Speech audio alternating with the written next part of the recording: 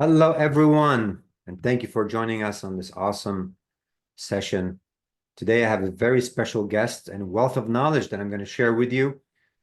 But first, I would like to welcome everybody. Beverly, Dave, Gary, Gio, Jean. I have Jim, Joshua, Q, Molly, Samba, Ted, and Todd so far. Many more will join. Thank you for coming in. Many of you are here in the US, but also many are across in Australia and Europe, UK, Latin America, and so on. This session will be recorded just like everything else that we do. The content, the presentation, the transcript and everything will also be shared with you. I want to start by just talking about a couple of facts here. I don't know if you guys know this, but LinkedIn is the #1 platform for B2B lead generation. In fact, over 80% of B2B lead sources that you stumble upon, be it through enrichment or through other sources, are actually gathered and curated from LinkedIn. So any other platforms on the market looks very small compared to what you can do with LinkedIn. The second fact is decision makers, primarily C-level suites. There are about 65 million decision makers and 10 million C-level suite executives on LinkedIn that are active, posting, commenting, or just silently reading through posts and comments. That makes it an unparalleled way to reach those decision makers, and definitely one of the top channels to keep in mind. Lastly, the content engagement leads to higher conversion rates. We all know this. And the best way to do this on LinkedIn, especially if you're in B2B, is exposure to those C-suites and decision makers through awesome content. But it should never stop on LinkedIn. It should be taken to your other channels like email, landing pages, and automations. And this is really the meat of our conversation today with Dan. We're going to be talking about a lot of this stuff. So get your notes if you want to take some notes as well, because we're going to learn a lot. Quick shout out to George, who helps organize this, and the VBOUT team who sponsors those events. As you know, we've been doing these for the past 11 years. We're doing them on a monthly basis. We only miss twice a year for mid-year and end of year for the holidays.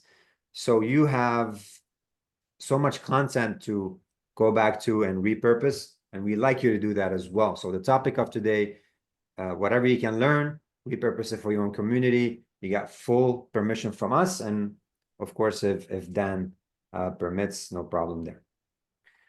Join us on Facebook if you'd like to get the latest updates on VBOUT, events like this, announcements and invites. We're very active there. George will be dropping in the chat some relevant links like our group, as well as the link, a LinkedIn profile for Dan, so you can connect with Dan direct. Now, what is VBOUT? If you're first time here, VBOUT is basically 14 plus core marketing tools working together. But the top 3 products are email marketing with predictive and AI features. We have marketing automation. It's very powerful, multi-channel. And we have multi-channel AI chatbots, which is right now growing like crazy because everybody's deploying them on their sites as well as social media. Now, why VBOUT? Why we're different? Because we simplify the stack as much as possible. We're focusing on marketing. We come with a great price. You get definitely the best bang for your buck. 14 tools stacked into one, working seamlessly together, and they're easy to learn and get going with. The last pillar of everything we do is our premium support. We come with a team of highly experienced tech who knows the VBOUT in and out and knows your need and sits with you if you need help with a landing page, alignments, reviewing automations. I can guarantee you the best support in the industry if you're using VBOUT. So that's it. I had to give a quick shout out for the team that helps with this. But I don't want to waste more time. I'm really excited about today's topic. 25 so far. Welcome if you just joined in.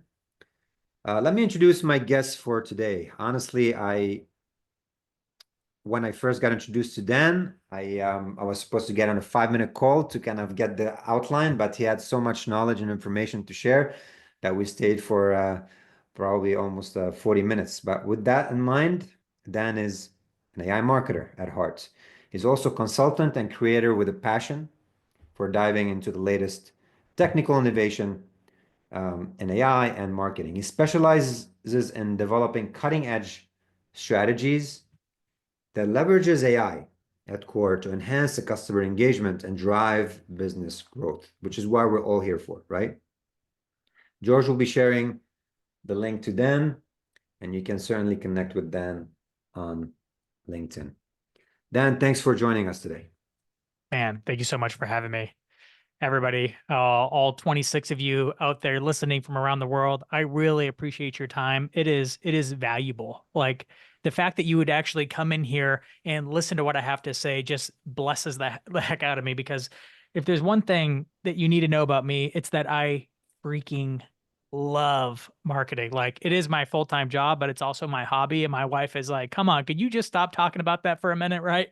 Because I love this topic so much. So if you're an agency owner, like the reason why you're doing it for everybody else is because you probably crushed it in-house and you're like, man, like people keep asking me for help. I should probably make some money helping all these people, right?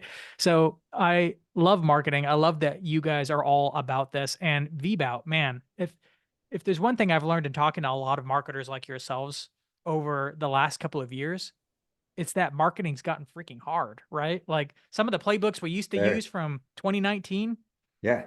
they're not working as well as they once did. They're just not. We even try to work harder and smarter, and it's just like, it's just not producing the kind of same results that we used to get, right? Digital Exactly. marketing's changing. And I'm so glad that there's tools like VBOUT around, because I've found that the smart marketers don't just do marketing, they build systems around marketing. They're like, Yes. screw it, I don't want to do this more than once.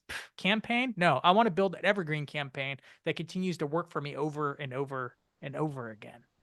That's why I love tools like this. And I'm a huge, like, I'm a nerd. I like my tools, I like my gear. And I love marketing automation. And recently I've taken the deep dive into AI. Hence, they scooped me up at Social Media Examiner. I'm only a year, like maybe a year and a half into the game. Maybe to December of 2023, I decided, I saw the writing on the wall and decided that AI marketing was going to take over everything. So I was like, I'm going to learn everything I can about this. So that's what I do full time for a Social Media Examiner now, is I teach marketing in our premium community, but I also teach on stage or virtual conferences like this one. I run my own podcast called the AI Driven Marketer, and it's where I spend a lot of my time. But before that, before AI, LinkedIn was my main game. It was actually one of the last channels that I had specialized in as a marketer. Because I don't know about you guys, and I'd love to hear in the comments, does anybody feel like they're like ADD when it comes to marketing? You're like, man, I was about social media, and then I picked up email, and then Yeah. that paid media thing. I'm like, I think I need to pick up this Facebook ad things and AdWords. Come on. Like, is anybody else, like, show me at least one person in the chat? Like, come on, there's a thumbs up. There's a thumbs up. There you go. Yeah.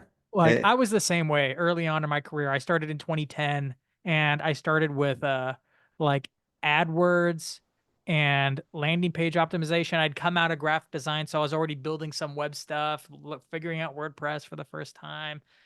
Started with AdWords and then Facebook ads, and all of a sudden I'm doing all the digital stuff the old marketing directors don't want to learn. And I was just the kid, and I picked it all up. One of the last things I picked up was social. In 2020, I had done email marketing. I had built robust automated stuff. I was a big Infusionsoft person at the time, but now they've kind of gone downhill. um, but social was one of the last ones, social and podcasting, but they become one of my biggest ones. And LinkedIn was where I started. I had just gotten hired at a B2B podcast agency called Sweetfish, and their CEO crushed it in LinkedIn. He's like, Dan, you know so much about marketing, and none of us here are marketers. Like, I have a marketing agency, but I was never a marketer by myself. I'm just the CEO of a agency. And he's like, you need to start sharing all the stuff you know about marketing.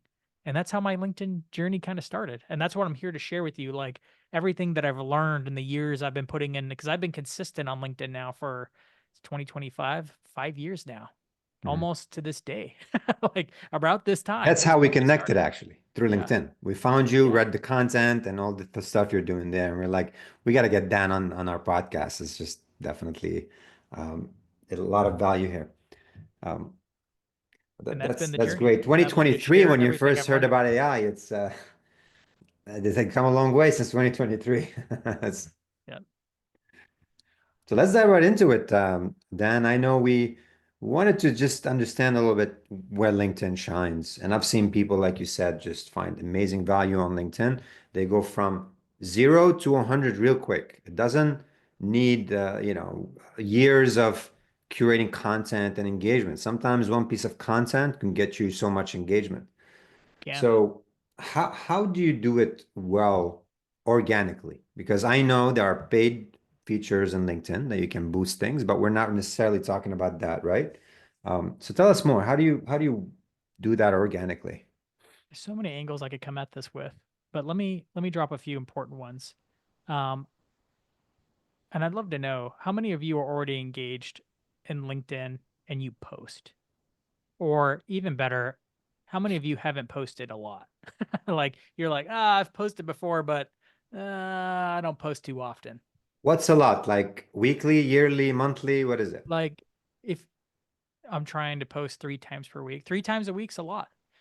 Um, if you're not posting at all, I feel for you. This is where I was as a marketing 5 years ago. I was hardly ever posting, was not sharing anything. And I will say that posting to social, including LinkedIn, it's a muscle. Like Mhm. we've all had that experience, probably going to a gym and being like, "Oh, this is so hard," until you put in the work, you do it diligently, and then all of a sudden it just gets easier. Like I post 20 times a week now, and Wow. I'm usually making it up on the fly. Like I rarely do batch it. I don't do it. I just am kind of coming up with stuff all the time. But I didn't start there. It was hard at first. Every post took me 30, 45 minutes to write little posts, but it's gotten a lot easier now because of ChatGPT, and we'll talk about that in a sec. But I will say that it's one of those things where you have to realize at the very beginning, it's kind of like starting something new, and like everything new, it's hard. I entirely recommend when people start, just set a goal, 90 days in a row. Can I do 90 days in a row every single day, first thing in the morning?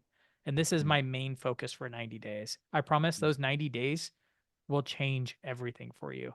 You don't even have to focus on quality because it takes a while to figure out what real quality is. Mhm. Sometimes I write things and I'm like, this is going to be a banger. This one's viral. Nothing. And then sometimes I post things, I'm like, here's just a little tip I found out from ChatGPT recently. Whatever. Post it. Boom. It like hits. And you're like, what? How come that one got 10,000 views? Which is a lot on LinkedIn. 10K is a good a bit. Unlike YouTube, you're like, oh, you're expecting millions for viral. On like big time virals over 100,000 on LinkedIn, like hardly ever get there. And I have 30,000 followers now. I've gotten to 100,000 once in 5 years.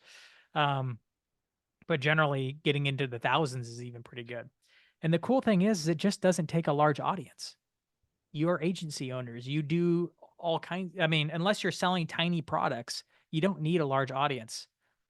For a lot of you guys doing lead gen, if you're in the lead gen game, that means your like your revenue per sale is probably pretty high. Otherwise, you wouldn't be doing lead gen. You'd be doing e-commerce, right? You'd just be selling stuff. Um, So you just don't need that large of an audience. And it just takes a little bit of consistency over a set period like 90 days to build up the habit and the muscle of just getting used to creating content. But what do you post? Oftentimes, I like to go hunting for questions people ask. And this is one of the easiest things to find out now because we have this thing called ChatGPT Deep Research. Mhm. One of my favorite tools. In fact, I'd love to know.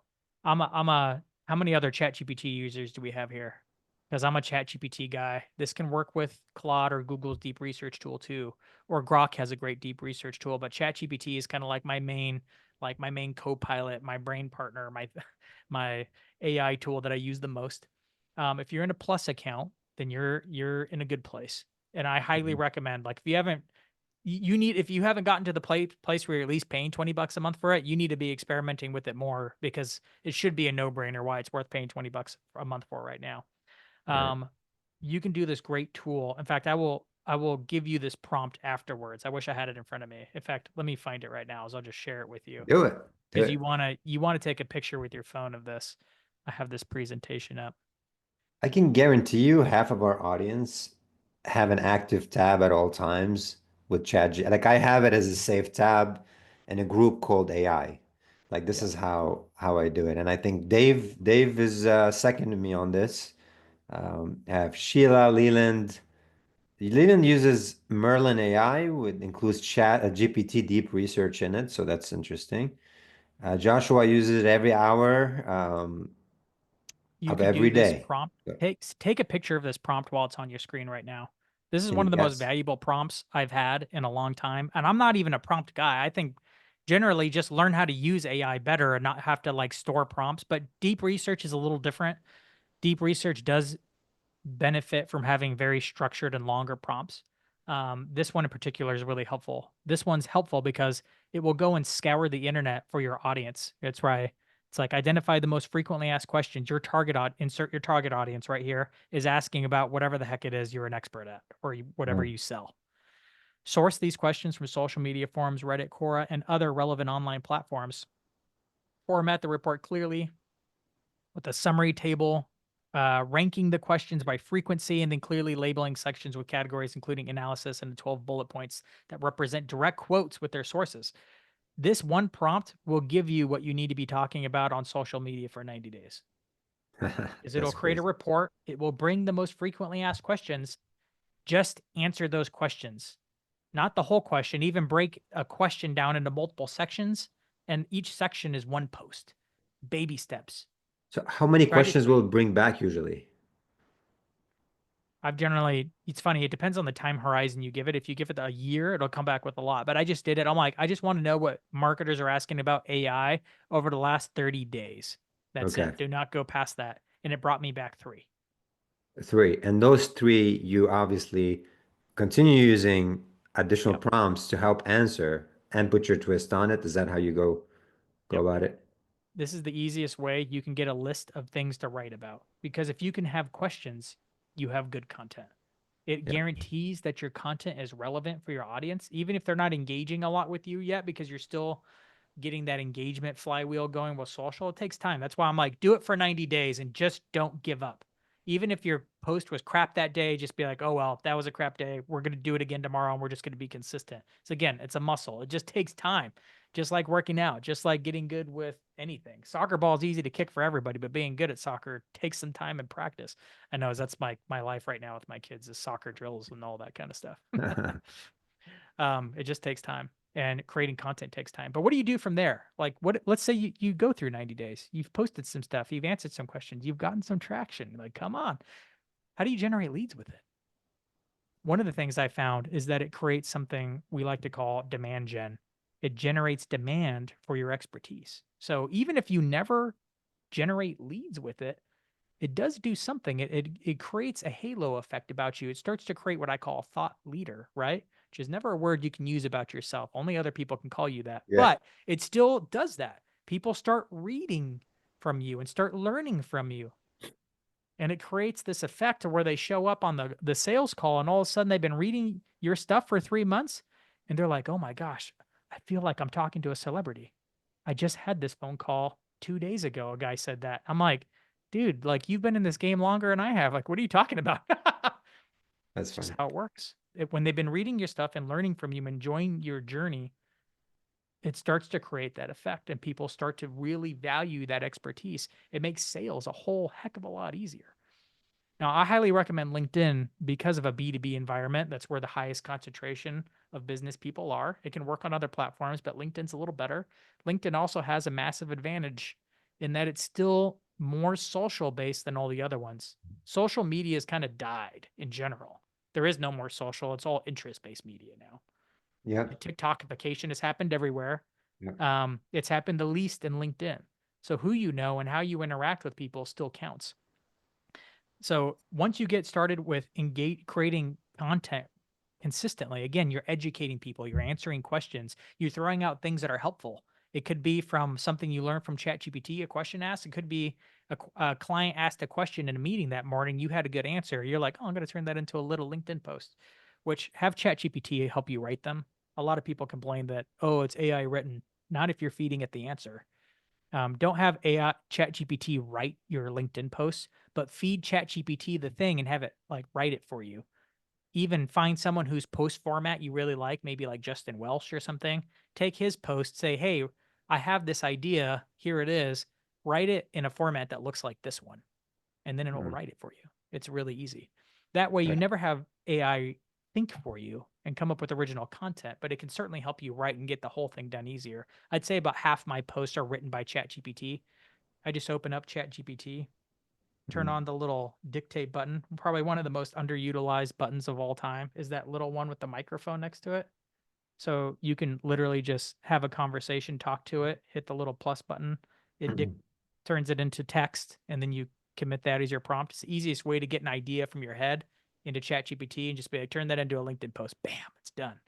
It's an Yep. easy way to speed it up. It's like working with a ghostwriter, except ChatGPT is your ghostwriter. And sometimes you might not have a question, just an idea. So I've done this in the past where I would open a thread and I will just say, okay, so I'm thinking about this. Don't answer. I'm going to come back to it. And then I'll add another thought, and eventually I'll end up with like 20 audio prompt. And then later I come back to my computer and I start asking questions around it. And I feel like I literally have, an MBA assistant just helping me answer some very tough Oh yeah. questions. Oh yeah. I love it. Thanks for the prompt, by the way. And Leland, thanks for putting that on the in the chat for everybody to copy. Fantastic. Um, Now, if you want to start getting more engagement on LinkedIn, there's a whole nother strategy for that. There's a lot of components to it, but I'll just give you the skinny on it. The way LinkedIn works is through comments. Like on Twitter, it's retweets. On LinkedIn, it's comments. Every time you comment on a post, it's almost as if you tapped the share button because the people who follow you or are connected with you will now see that post with your comment attached to it, which yeah. means everybody who comments on your post, it's almost as if they've shared it to all their followers. That's how it works on LinkedIn. So Mm. you want to always start a post with a good hook to get them to read the thing. And LinkedIn's very text heavy. Like if you haven't been on there, maybe I like to use images a lot, but very text. You want people to read them. Video for some reason, like they keep saying they're going to make it a priority. It like is never a priority. What is it? Still 20 minutes, I think, right? Cap? I don't know, but Yeah, every yeah. time I post videos, they never do as good as my text posts. So I'm like, okay, well, I'm going to stay with text then, or image and text combo. And you always want to People finish with are a on good LinkedIn answer during question to get meetings. people to comment Yeah. on your They're in post. meetings, they're like silently scrolling. They want to read, right? It's Yeah, just yeah. I in the think I boardroom. think business people are just hunting for ideas, and it's easier to kind of skim text than it is video. And I think that's why text continues to do well on LinkedIn. So I'm like, that's okay. It's good. That's good because as soon as they go to video, that's a lot harder to automate and do with ChatGPT. So I'm like, good. And I'm a video guy, and I'm still like, I'm happy that it's text.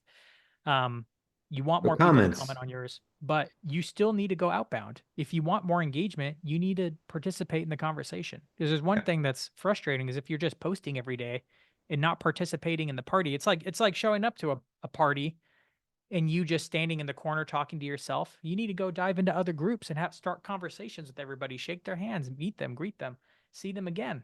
Mm. If you do that consistently and show up to everybody else's little parties and their posts in the comment section, you start to make friends. Those friends start to see your posts and they recognize your face because you had a conversation with them in someone else's post. And this is kind of the long game of LinkedIn is building Yeah. lots of little relationships over time. Mhm. Spending 10 to about 30 minutes a day just commenting is one of the secret sauce things that like is easy to say, hard to do. But once you get into a rhythm of it, I feel like I'm learning a ton from people. I'm engaging, I'm sharing, I'm being challenged and having respectful dialogues. Because unlike X or Reddit, people are actually nice on LinkedIn. People, because their professional reputations are attached to it. Yeah. X makes fun of us because they're like, well, you guys aren't authentic. I'm like, no, we're just nice and you guys are authentically jerks over there, so stay away. so so yeah, there's a debate in house and I'm definitely on team LinkedIn. So engaging in other people's comments, if they engage with you, it makes it increasingly likely that they're going to see your posts. Mhm. Last So tip for invite getting comments and the yeah post through the post, invite comments and if feedback.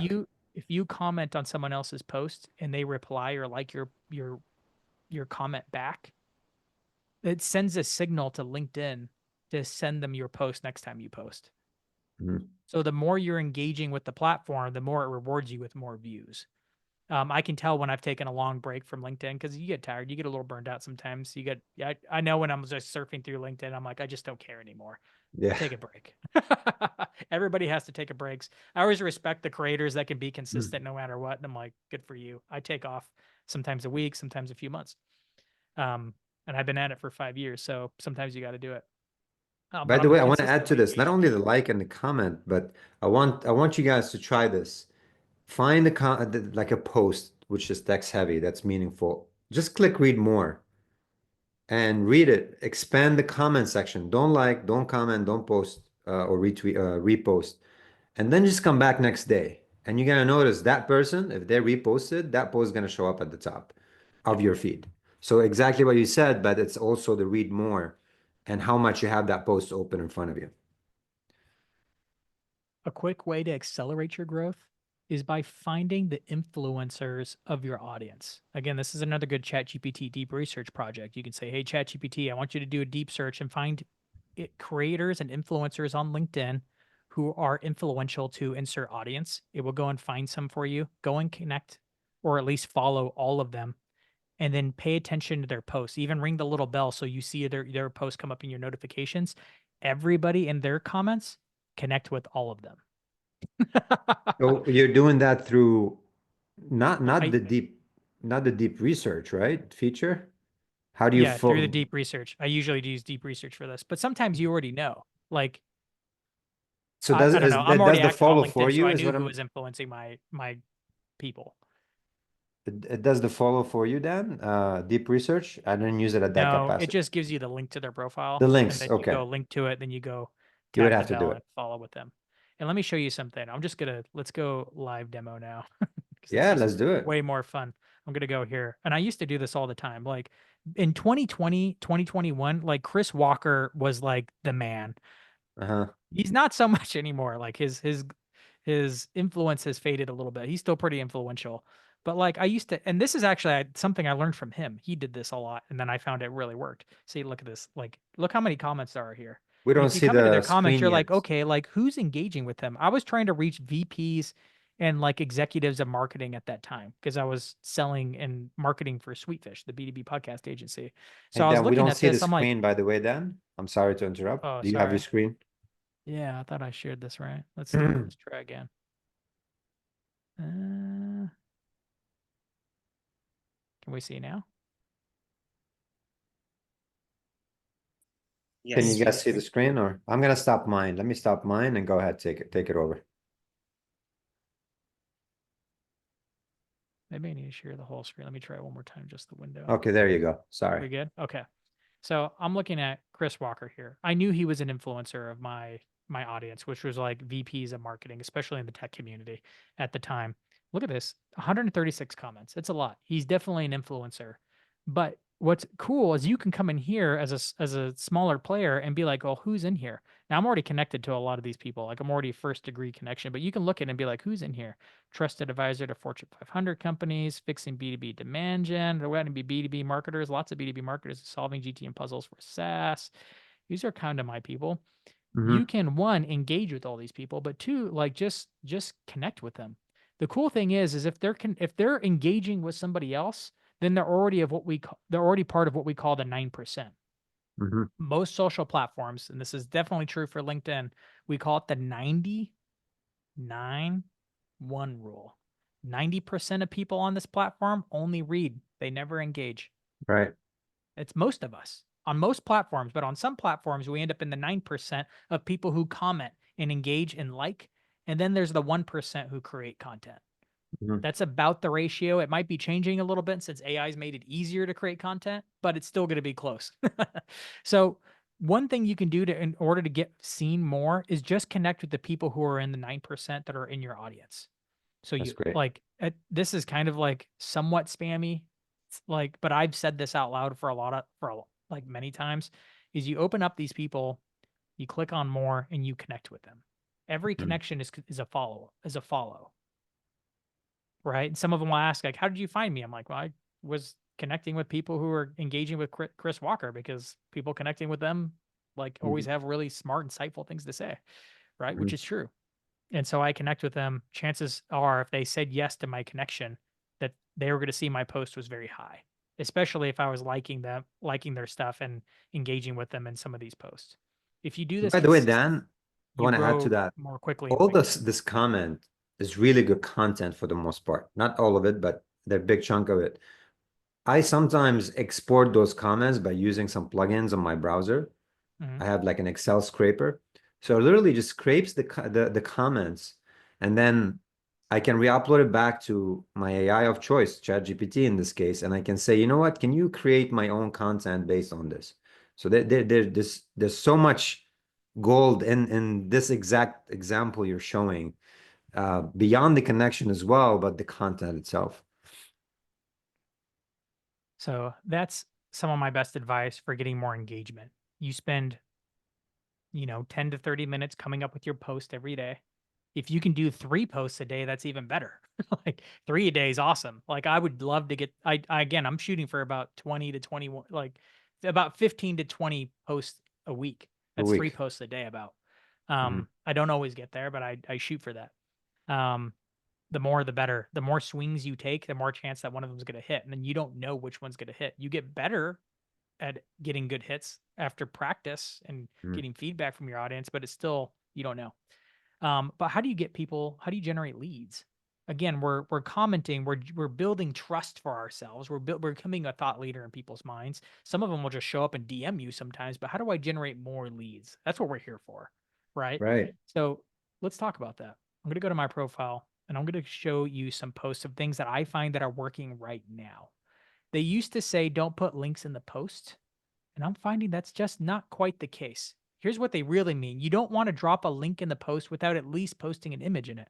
If you drop a link in a post, it turns it into what's called a link post. And we've all seen this on social. It plays across a lot of social, and it creates that little bottom little title, and it creates the Yeah. card. It pulls the card from the web page and creates one big clickable thing to your website. And that used to be great, except the problem is almost all social media sites are now optimized for what we call dwell time. And they've said this. This isn't a mystery. They've all talked about dwell time being the thing that optimizes for, the thing that keeps them on the site the longest. So if they spend a lot more time dwelling or looking at the post, LinkedIn rewards you with more views. That's how it works. And that's why having lots of comments works, because some people start having conversations in the comments and they spend more time, therefore, on your post. If it's a long video and they spend a lot of time watching it, it increases dwell time. So the way around this, and I actually learned this from Justin Welsh, he's a great creator on LinkedIn, is he was having links in his post. And I'm like, how's he getting away with this? Well, there was always an image. So if you click on the image, you're like, well, you don't go off to the link. But if the image, if you've read one of my favorite copywriters is I think his name's Joe Sugarman. He wrote like the AI copywriting handbook. He calls create making the slippery slope. The goal of the image is to get them to read the first line of the post. The Mhm. goal of the first line of the post is to get them to, at least on LinkedIn, is to get them to click see more. And the Yeah. goal of the second line is to get them to read the next line, and on and on. You create this slippery slope effect. Once you get better at writing this content, you start to see it everywhere. When I see posts, I'm like, oh, what a good hook. So I put, of course, I have this image. What is it? Ice maker wasn't working this morning. ChatGPT helped me fix it. Goal, get them to read this. Google is outdated. AI is personal. Here's the proof. Oh, creates an open loop. What's the proof? And then I talk about how I use ChatGPT to help fix my ice maker, because it's just better. If you were to Google how to fix your ice maker, Google is not going to give you a good answer. ChatGPT, you give it enough context, man, it gave me a troubleshooting list, and it was like the first option. It's like, it's probably this. Check this first. That was it. It fixed it. I was done. AI is really good like that. But that's the post. Look Mhm. at this. I tied it back to an episode with a call to action to check it out, because this Mhm. little concept of contextual problem solving was part of a larger post that I had made recently. And the goal of this post was to drive traffic to that podcast. This is how you can get people to a lead gen form. This is how you can get people to all kinds of things. Have a really solid post that says something, that It's short. has a slippery slope. Educate them here. Yeah. Maybe this is just one little tidbit, a little advice that I got from this episode. But of course, there's more in the episode. So you can essentially kind of salt the path and make them thirsty for more by giving them, not teasing it, giving them real information. Take one little tidbit that's really helpful from the episode and then promote the full episode here. Some people will click through. The show will grow. Or Yeah. whatever you're trying to get, newsletter or a lead gen item, whatever it might be. Now, there's other ways to do this. Let me see if I can find another example.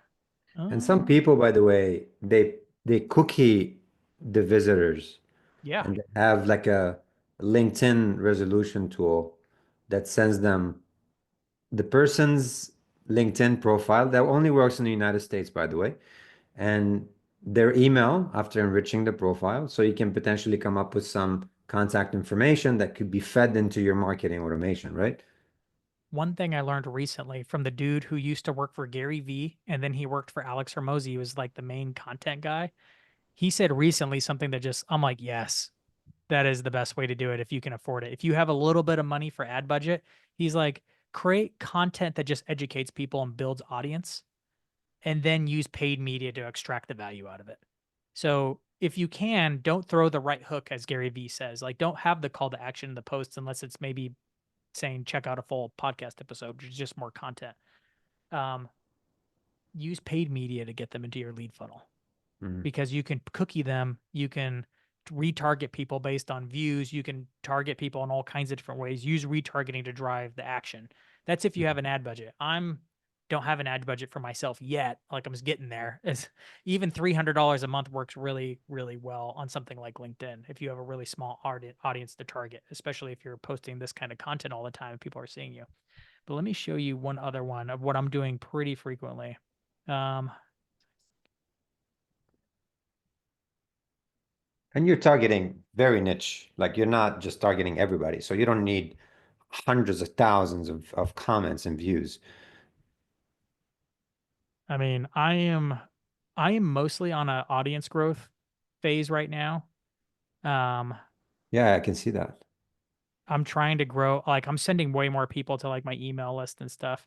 But sometimes what I'm doing in a lot of my PSs, and I always drop a PS because that's where you can throw the hook. Like I usually try to put a question in here. And then this is what I'm doing right here. Instead of having the link in there, and again, on a text post, you don't want to put the link because as soon as you do, it turns into a link post. You don't want a link post. You want people to read the whole thing and then click the link and then have it buried under the image. Mhm. That works better. But if you don't have that, then you could say PS, and I'm usually injecting this into a post. So I have a nice post here.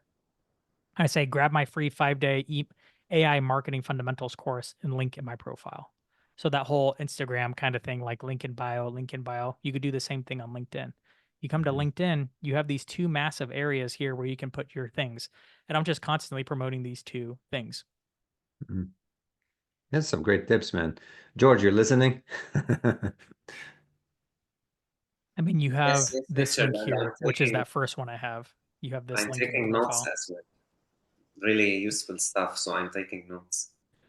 One, Yeah, so the way you I can got you can these edit prompt, that prompt, right? The first line. Sorry, Dan, there's a little delay, no but problem. you can edit. They have the call to action when you edit your profile, so you can add your main hook right there at the top, right? Yeah, you Yeah. can edit this. You get to control the words that it says. Um, and do it that way. I Okay. generally like to have this match whatever the heck this is. So whatever I'm Mhm. promoting is like the main things right here. Because on mobile, this kind of gets cut off right about here. So it teases it, but on mobile, you have to swipe to see this one. And a lot of people are viewing it on mobile. So your Yeah, primary one is this one. that's Um, smart. That's good advice. little tip that I learned that's freaking amazing. If you don't do this, then when you click it, it opens to a modal window where you have to do a second click in order to get to the landing page. But look at this. If I click here, it just opens straight to the landing page. There's one little hack that you need to do in order to get it to click straight through. And that's when you come here to your featured section, you click the plus button, you go to add link, Uh-huh. add your link. Let me go ahead and like grab a random, I'll grab this post here. It's fine. It'll pull the card. Come on, And they LinkedIn. probably cache it so it loads faster when you click on it. Yeah. Okay, here it is. So you keep the link. You can change the title to whatever you want, whether it's the title of the page or something else. Do not add a description. Mhm. As soon as you add a description, it creates that effect where if you click it, let's test it out right now. Test. You'd think you'd want a description because more copy means you can sell it better, right? But go Mhm. ahead and just whatever copy you were going to do to sell, just put it in the image. Okay, so now what happens if I go back and Yes, I click see that. this? Oh, I didn't get to the landing page. I have to Yeah, click this button. Well, that's more wow, friction.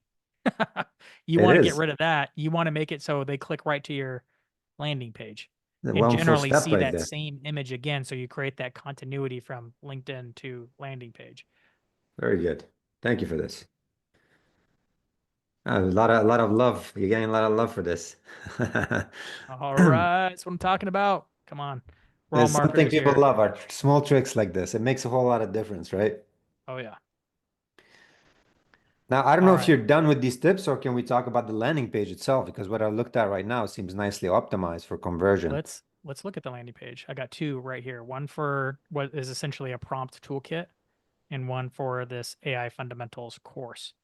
Now, one thing that I'm learning a lot about landing pages, and I still have a lot to learn about landing pages. I've actually been learning from someone named Alicia Conlin Hurd, has kind of been a person that I've been paying attention to for landing pages. And I asked her a question. I was like, how long should the landing page be? She's like, my gosh, that's the number one most frequently asked question I get. She's like, it depends. I'm like, man, I'm the kind of person that I don't like it depends answers. I Mm, hate that answer. I'm like, okay, then give me the three criteria that you look at that tells me how long a landing pages can be. So I've dug and I've dug, and you know what I've learned about right. landing page length is Tell us. essentially it's the longer the better. Like the longer the better. Generally, which is why the bigger ask, the longer it is, because you have to get more effort into it in order to make it better. So even if you're making, I found out even if you're making a light ask, doing a small landing page form isn't good unless you did a lot of education before they got there. So Mm, if they had to watch like a 20-minute long video before they got to this page, then you probably don't need it to be long. But if mm, they're doing something like they're doing like from LinkedIn, clicking from here to a page, it probably needs to be longer. This page could easily be longer than I currently have it because I've mm, just learned this recently. Um, a few things to know is congruence really matters. So if you're doing a landing page and you have an image of some kind, whether it's coming from Facebook ads or from a LinkedIn post like this, having that same image across the top, you can see I'm reflecting that mhm, image again here, really matters. And I've tested this over and over again with Facebook ads specifically. That's why I repeat it here, even in organic, because I mhm, want them to see that same thing again. Um, Here I'm breaking it down into like what they'll walk away with. I'm trying to show them like just a little clip of what they're getting. It's a Notion a doc of like everything they get with this toolkit. By the way, mhm. that prompt that I had everybody take a picture of with their phone, that's part of like a 12 prompt kit. If you want more of them, then you can come to this landing page. Yes. Give us the So link. the Drop audience it in the deep chat. research, I'll drop it here in the chat if I can pull open the chat. Oh, I have to stop. Oh no. Can open up the chat. You can. There we go. There you Okay, go. now Thank hold you. on a second. George, please note this So, to circulate via our mailer as well. so audience deep research toolkit, and then there's the AI growth fundamentals course. Here it's just 5 videos, 5 hyper personalized emails, and a bonus video, so they can actually see how I made this course. This one's a little bit different, um, in that I'm actually customizing the whole course with AI as I make it. I can go into Mhm, that if you want, um, but generally, I'm finding more and more that I'm trying to make the pages longer and longer. In fact, just recently, I'm like, what's the most recent AI driven team? So, This is a new offer that I haven't released because I'm still like testing it. I'm still building it. I'm still doing a few trials before I actually release it to the market. But this one's like much longer. You could see that I go deeper. I try to break it down. See, that's why I'm still testing it. I'm missing an image here. Um, Elements you want on a landing page, and I would even do this for lead magnets to get more lead magnets, is like value propositions. ChatGPT can help you write it too. If you tell it who the audience is, why they want it, the thing that you've developed, ChatGPT can help you develop a lot of this on a first pass. And then depending on how good of a copywriter is, you can do this. Here I'm promoting like a service that I have called the AI driven team blueprint. I'm using videos. Oh, this is one of my favorite things that I did do on the other pages. You can do this with Loom. I use a service called Tella, but this kind of video where you're holding up a white sign, I even do this in one-to-one. I blows people. I even do this in comments. It's probably one of the most underutilized tactics to get engagement is recording Loom videos and buying this like little whiteboard, mhm. buying one of these. so that you could just hold it up and have this little little animated GIF thing increases Yeah. the click-through rate on that so dramatically Wow. that I always do it on landing pages now if I can. This The little site. one video hack is amazing. And all you have to do is hold it up and be like, hey, first name, I am so glad that you're here. This is what I want to tell you on this page. Now, I'm pretty good at being in front of a video camera and it doesn't take me a lot of takes. It might take you more, but either way, it's generally just a 30 to 60-second video. You just take Mhm. enough takes, you're going to get it right eventually. This is a great thing to put on landing pages. And of course, all the standard like credibility builders, agitating the problem, right? If you've used the past, like problem, agitate, solution kind of copywriting framework works generally pretty well. Sometimes I come up with find different copywriting frameworks and just tell ChatGPT like, hey, write in this one, now write in this one, and you just pick one. Showing the features, the guarantees, the process, more about who you are, testimonials. Generally, I could go into a whole topic on landing page design and the process I've used. I think everybody's learned the fundamentals of landing page design from somebody, usually a copywriter. Mine came from a guy named Flint McLaughlin who wrote a book called Marketer's Philosopher. It's my number one favorite marketing book that no one's ever heard of, but it's a great book. But I want to add, Leland said that, I mean, it's a good point. The length of your page should probably depend on your audience and also what you're selling. So it's not Yes, only basically the format that there's a you lot of did. factors always, but Yeah, generally the longer the better. Like the more time you put into it and put into it, the I think the better the conversion rate is going to be. And there's lots of things you can do in order to improve it as you go along. I do generally try to keep it mobile optimized, as always. in you could see it's like really narrow, right? Like Yes. my content's really like skinny, even though the page is large. Um, and I keep it pretty narrow where I don't use columns often unless I'm doing like a side by side feature thing. Like I'm generally trying to keep it into one column or two, sometimes three, but very rarely. It's a very skinny looking thing because generally Q&A's most help people as are going to well. be They have looking at Q&A it. section. Most people are going to be looking at it like this, right? Mhm. Like on their phones, because that's where they're spending their time on social, right? So you kind of have to go look at your mobile version and see even this buttons. I'm like, I could come back and fix that. Video could be a little larger here, but yeah. But your design makes it so much easier. It feels like it's already ready for web, for mobile Yep. first, actually. You don't have to overthink the content. It's so streamlined. It almost looks like you're designing an email, quite frankly, which is Yep. straightforward as well. Um, so that brings us to, what happens after they fill out those forms? What are you doing? Because I noticed on your landing page, one of them, you had custom fields, and it seems like you're doing something with the custom fields to generate personalized AI copy for the final product that you're delivering. So tell us more about that and your email strategy. Let me open up a deck where it's a little easier to work through than working through the software real quick. Let me open up a different page here.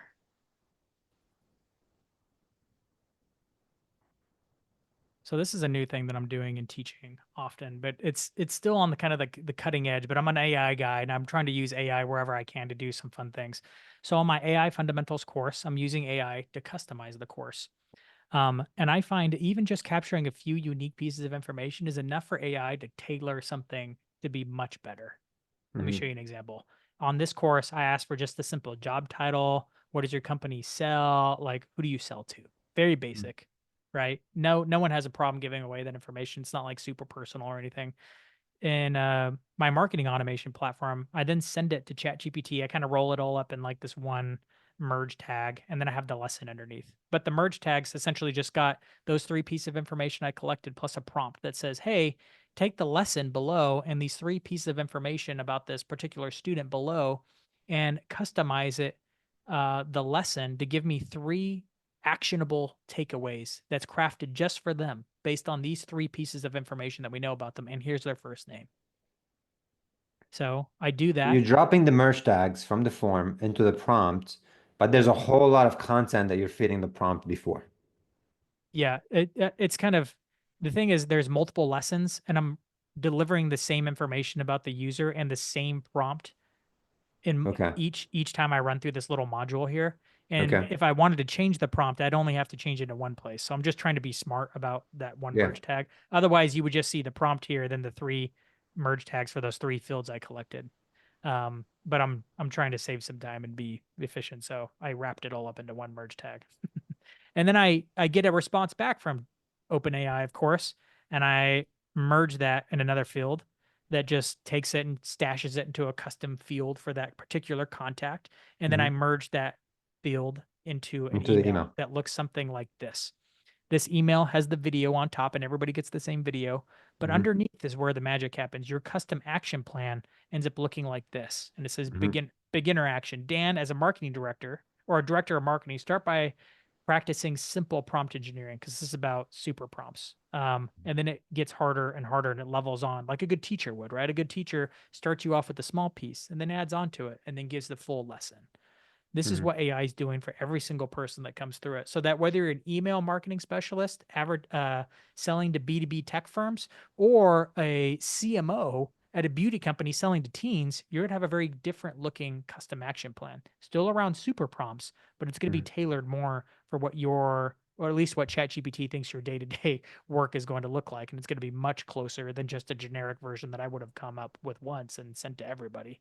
So this is much more tailored. It's a much better way to customize a whole sequence for people.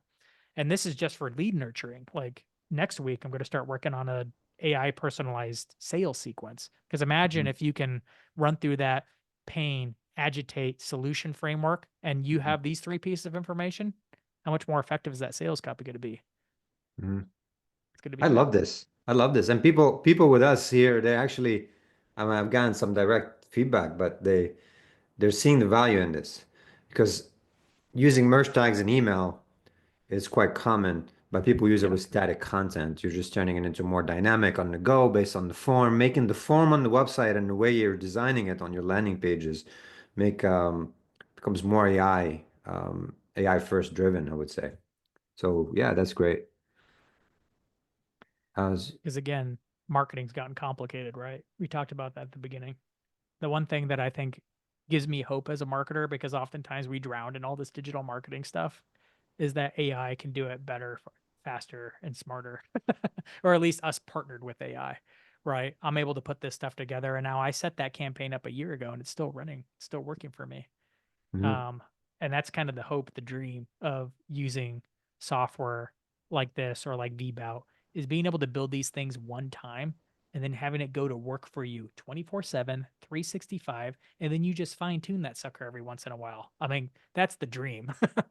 And I've Yeah, seen yeah, it. and I've seen how it can work. And if you're a small player, even like a mid-sized player, the big people can't do it because they're too complicated. But if we can simplify it and build these kinds of systems, and we have all these systems and eventually like agents, right? That's not here now, but like soon to come, we'll be able to actually build this little machine that we feed content on one end and puts us leads and sales on the other end. At least that's what I'm building. I love it. And like you said in the beginning, we sell processes. If you're an agency, you're selling process. If you're a That's marketing right. team or director, you're actually implementing the process to grow your company. So these all work. And like what you just showed in automation, I'm just thinking right off the bat because we just launched this partnership with an enrichment company. So imagine you're just gathering the email and then you're enriching technographic information, firmographic, geo, and personal, and then taking all those merge fields, parsing it to ChatGPT prompt, and then that's going to give you a highly personalized, I don't know, meal plan, exercise routine, some general tips about growth, whatever it is, right? Based on that, there's so much information that you've enriched the details, the profile with. I mean, you're going to be at the top of your personalization game. So that's great. Um, this was great content. You're getting a lot of love here, Dan. A lot of people are sending you fire emojis and Come on, let's go. Connect with me on LinkedIn. This is the kind of stuff I love talking about, and I love talking to marketers. Like, I wish we could have all the cameras turned on and everybody share questions and stuff. I don't. Do you do Q&A at the end of these? Because I love answering questions and engaging with everybody on this stuff. So, Leland, this was not necessarily a cold out campaign. Dan is more piggybacking on, okay, so we got the awesome content on LinkedIn, and he shared the strategies of how you can put together that content in a way that drives people to interact. Click on the hyperlink to go to the page on the page, there's an offer you can claim. From there, channel it to the automation that's highly personalized with AI, not necessarily just for purely cold emails, right, Dan? I'm definitely an inbound guy. I Mhm. have a lot of respect for my cold outbound people though. I'm like, it's a whole different game of like how that's played. I don't do it, but I've hired people that do it and it's freaking good when it works. It does. It It's does. just a different style and I love it. I love marketing because there's so many ways to win, you know? There's like so many different tactics and strategies and styles that you can come at it. I definitely take more of the inbound one and just like produce lots of content and win people. I'm playing the long game, I guess. And you're doing it But right. sometimes the short game of cold email, dude, it works. I Mhm. love it. Well, I'm gonna take some questions. I have 5 more minutes left. So anybody who have questions for Dan, please drop it in here. I have actually one here. Let me see. Corderius is asking, are the prompts that were dropped in the webinar chat going to be included in the recording? Yes, they will be included. Sorry, I thought it was a question. And the recording will be shared with everybody who joined this event, you guys, including Dan's direct information and the landing page that you can grab his offer. But anybody have questions about Dan's content or lead gen from LinkedIn? Everybody's good. Okay, what's your favorite automation platform? My go-to is Make, but I see more people going to N8N. Mm. Um, Yeah, I definitely like NAN better than Make. Um, okay. both of them are hard to use, in my opinion. Like I've been using, again, I was big in Infusionsoft. They were like one of the first kind of like drag and drop type platforms, and I dominated. I mean, I did a whole college admission system, and it was amazing. Um, and that was robust. And I've used Salesforce, and I've used HubSpot, and I've used a lot of different types of platforms. For some reason, like Make and NAN they're like more designed. They seem intuitive, but they're actually quite complex really quickly. They're almost speaking developer language, and you have to understand how to speak developer. You have to understand how to do get posts at a much deep, like Yeah. not just webhooks like you would for Zapier, but much more robust, like all the different types of webhooks and how they can get it and how it parses data. If it doesn't come just right, they die, right? Right. So I find that every time I set up a Make or an NAM campaign, it takes me like an hour to 2 hours to set up every single module. And there's Damn. usually more modules than you'd expect. You want to upload a blog post to WordPress?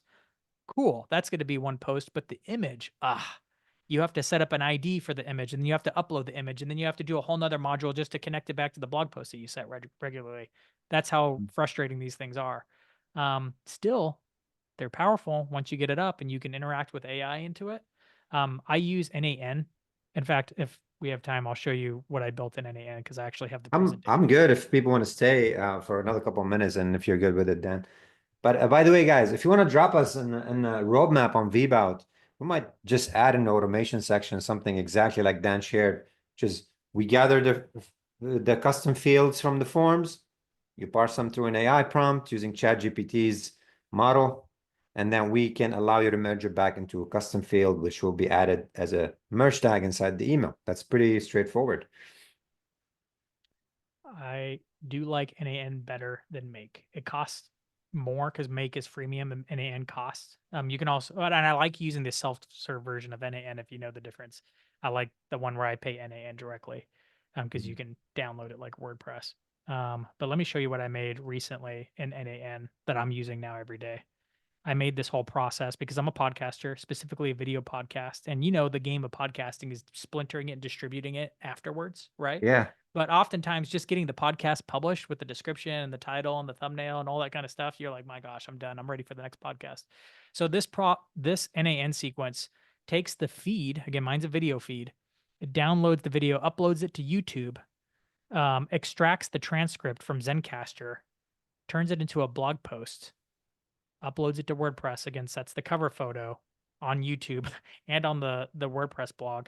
And so every time I publish something on my podcast, it creates this amazing looking WordPress blog post. And guess what you see here? The YouTube video.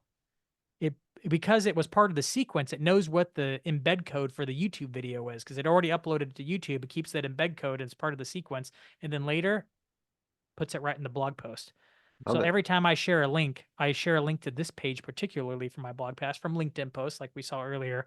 And then they can either watch it right there on my blog post or read it, but also here's the subscribe links to Apple, Spotify, YouTube, because that's where most people subscribe.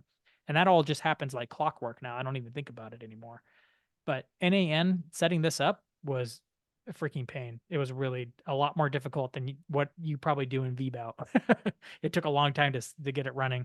But We it's can do powerful. It everything can do a lot. you're doing there with VBOUT. You are doing a lot of kind of third-party integrations and customization, which you might Yeah. need these middleware connectors like that. But Yeah, at and least the paying to email keep all part. the APIs maintained and all that kind of stuff. You're Yeah. like, that's where NAN's. I'm like, it's an advanced tool. If Yeah. you're into AI, like if you're in my levels for AI sufficient, like expertise or mastery is, I always ask like, are you paying for ChatGPT? If you're not, then you're probably a beginner. If you're paying for it, then you're probably using it enough to be intermediate.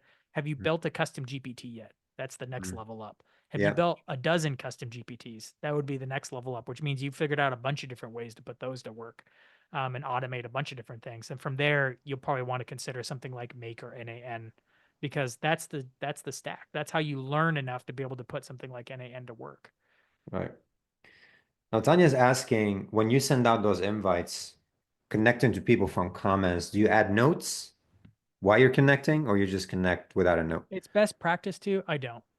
Okay. I try to craft my LinkedIn profile so that when they click through, like who's connecting with me, I try to craft my profile in such a way, not, it depends on what mode I'm in. If I'm in selling mode, then I'm crafting my profile to be like a landing page and to pitch them on something.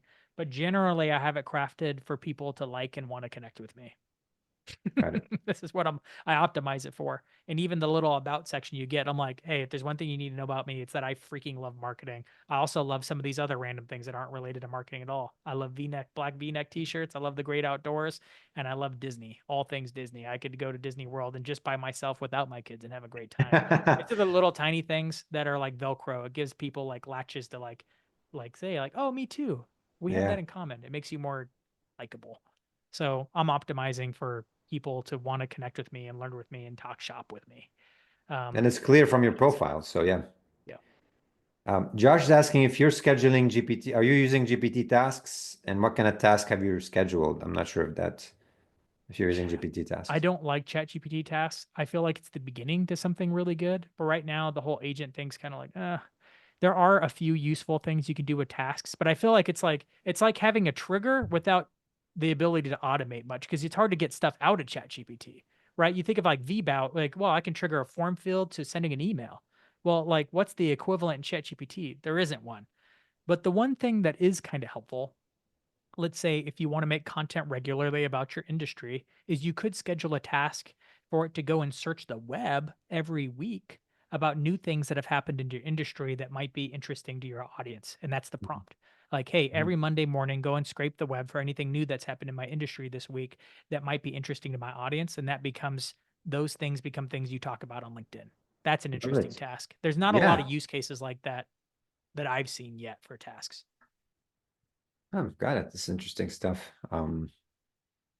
Anybody has more questions for Dan before we conclude? I know Leland's asking, do you provide JSON anywhere for repurposing workflows? We do have a sync to third party, Leland, and VBOUT, if that's what you're asking, that lets you get access to raw data. I'm not sure if that's the question, but we do. Do I provide the JSON? Yeah, you mean like export my NAN sequence to JSON so other people can load it? No, because I'm working on something else. I will say that the NAN sequence, I said it, I forget it. I still have to come back and troubleshoot it sometimes. It's not consistent enough that I want to give it away because other people will get frustrated. Okay. Um, Okay. with it, and it'll break down. So what I've been working on a lot over a year that I've essentially prototyped with NAN that sequence is I'm just building my own SaaS app to do it that way, because there's Cast Magic that can take your podcast feed and turn it into content, but then it dies in Cast Magic. So you have to hook it up to all your different social endpoints, because I want to automate the full thing. Again, I want to make content and have it post for me automatically. Right? Yeah. So I'm actually working my own app that haven't announced yet. It's still in stealth mode, so I won't say the name of it or anything, but it's essentially that. You hook up an RSS feed, it does the blog post, up YouTube video. uploads it to WordPress, and then turns it into social posts and links back to that WordPress page with your YouTube video. So I haven't released the Great. JSON for this. So connect with Dan. So once he has his app ready, and if you're doing podcasting, that's going to be your Yeah. go-to.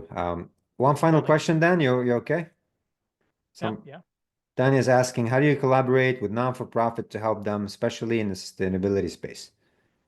I used to be in nonprofit marketing. I spent a lot of time, cut my teeth there as a marketer. How would you collaborate with nonprofits to help them? If you're selling to nonprofits, like, are you a marketing agency for nonprofits? If you're like, I'll just assume that you're an agency selling to nonprofits and you're probably selling directly to the CEO. Nope, I am not. Well, I was going to give an illustration of what I would be doing, but to help nonprofits, help them. Well, generally, I don't know. It depends. I don't know enough about the sustainability space of nonprofit works of how they raise donors. A lot of them are focused on big donors or small donors, or usually a combo of both. So it kind of depends on how they're doing it, would be my recommendation. That's probably a LinkedIn off session conversation, Yeah. Tanya. So connect with Dan. Perhaps you guys can take it because we're a little bit over, Dan. I really appreciate all this amazing content. I learned a lot personally, and it seems like everybody engaged and like this. We'll be sending a recording. We'll also publish this to 150,000 of our distribution. So this is not going to stop here. And I imagine a lot of people might be connecting with you in the next couple of weeks. But thanks again for all your time, and More marketing friends. we'll be certainly in touch. And George, thank you for helping. You're welcome. Thank you, Dan, again for joining. Let's go. Right. All right. Thanks everybody who attended. We'll be in touch on the next event. Take care. See ya.